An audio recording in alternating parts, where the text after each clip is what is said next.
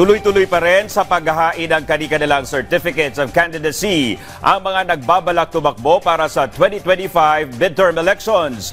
Naroon ngayon sa Maynila si Gab Villegas para sa live update. Gab.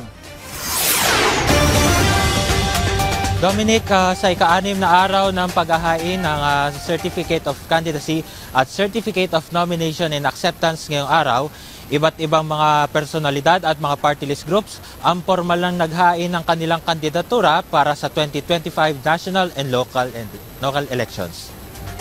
Unang naghain ng kanilang Certificate of Nomination and Acceptance ngayong araw ang party list group na Pinoy Workers Party List na pinangungunahan ng unang nominee nito na si Franz Legaspi. Sa mga tatakbong senador, unang naghain ng kanyang kandidatura ang mga awit at abogado na si Jimmy Bondoc sa ilalim ng Partido Demokratiko Pilipino na pinamumunuan ni dating Pangulong Rodrigo Duterte. Nais ni Bondoc na magpasa ng mga batas na susugpo sa korupsyon sa bansa at kilalanin ang entertainment industry bilang pangunahing sa ekonomiya ng bansa at makilala ang music industry ng bansa sa buong mundo.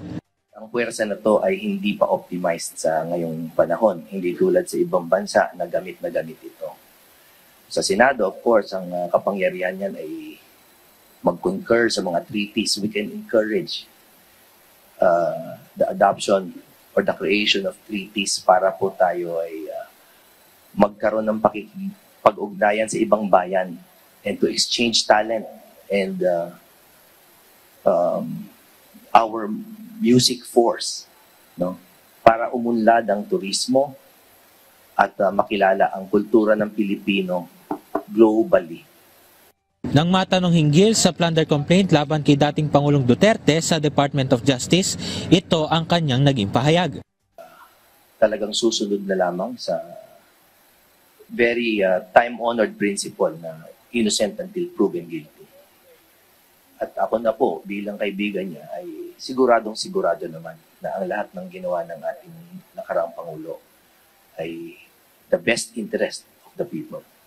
Naghain rin ng kandidatura sa pagkasenador ang indigenous people na si Junbert Gigayuman. Nais nito na magkaroon ng representasyon ang mga katutubo sa Senado at ang pagkakaroon ng tribal court system na katumbas ng isang Sharia court. Dito sa Pilipinas, meron po tayong Sharia court. Pero ang tribal court sa Pilipinas, wala po tayong circuit courts na kung tawagin. Mas marami pong IP sa buong Pilipinas. Nasaan po ba ang tribal court system ng mga IP?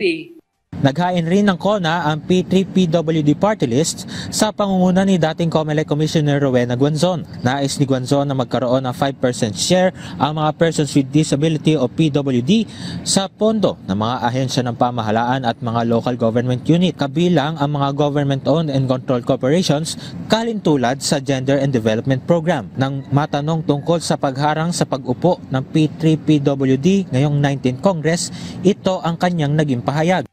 Was not able to sit because of the personal venganza of Cardema. I'm the one who paid the highest price for supporting Leni Robredo. And you all know that.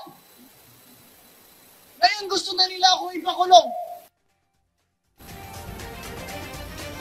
Dominic, katatapos lamang ng press conference at ang paghahain na pagtanggap ng COMELEC ng COC at CONA ngayong araw. Sa pinakuling tala ng COMELEC, aabot na sa 78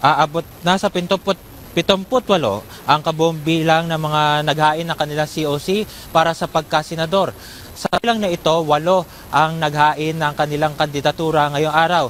Sa mga party list group naman, aabot na sa 87 ang kabuuang bilang ng mga naghain ng Certificate of Nomination and Acceptance mula pa noong October 1. Kung saan sa bilang na ito, 13 ang naghain ng kanilang CONA ngayong araw.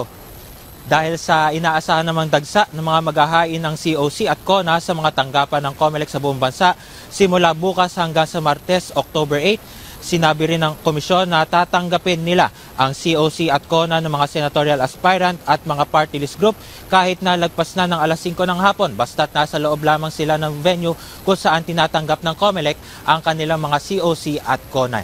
At yun na muna ang pinakuling balita mula rito sa lungsod ng Maynila. Balik sa iyo, Dominic. Alright, maraming salamat, Gab Villegas.